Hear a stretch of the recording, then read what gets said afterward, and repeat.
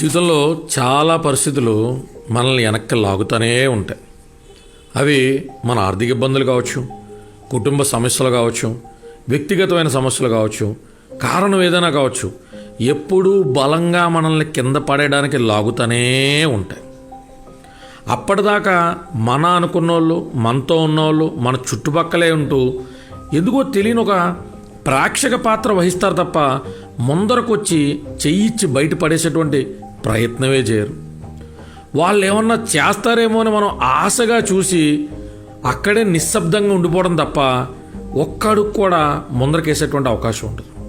ఇక జీవితం అయిపోయిందేమో, ఈ సమస్యలోంచి బయటపడడం చాలా కష్టమేమో, ఇక జీవితం చరమాంకంలోకి వచ్చామేమో అనుకున్న క్షణం ఒక్కసారి కాస్త ఓపిక తెచ్చుకుని మనమే ఇది మన యుద్ధమే అని ఒక్కడుగు ముందరకేసే ప్రయత్నం చేయాలి.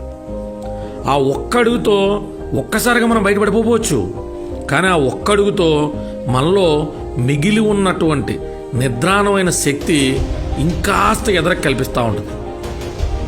మన చుట్టూ ఉన్న వాళ్ళు అప్పుడు దాకా మనం వాళ్ళే ప్రపంచం అనుకున్న వాళ్ళు కళ్ళెదురుకుండా నడుచుకుంటూ వెళ్ళిపోతూ ఉంటారు, మనల్ని ఒంటరిగా వదిలేస్తారు.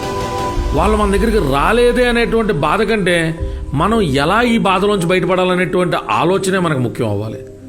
కొంతమంది మన మీద ఉన్న ఇష్టంతోనో విశ్వాసంతోనో సాయం చేద్దామని ప్రయత్నించిన వాళ్ళలో ఉండే భయం, వాళ్ళకున్న పరిస్థితుల్లో వాళ్ళను కూడా ఒక్కడికి కూడా ముందరకేనవు.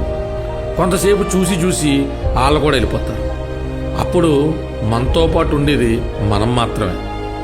మనమే ఎక్కడ లేని ఓపికని కొంగదీసుకుని ఎదరికెళ్ళే ప్రయత్నం చేస్తే అప్పుడు దాకా పిలవని బంధువులు, తెలియని బంధువులు కూడా ఆపద కాలంలో ఆదుకోవడానికి అదిగో అక్కడున్న నీటి ఏనుగులు వచ్చినట్టు కాపాడడానికి వస్తాయి.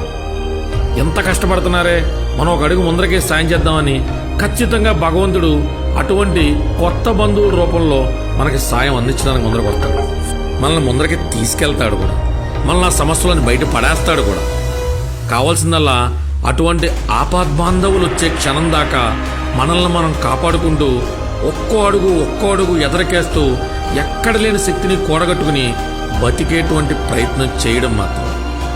నిత్య జీవితంలో తెలియని, చెప్పుకోలేని కష్టాలతో బాధపడుతున్న మిత్రులందరికీ ఇది కాస్త ఊరటనిస్తుందని ఆశిస్తున్నాను.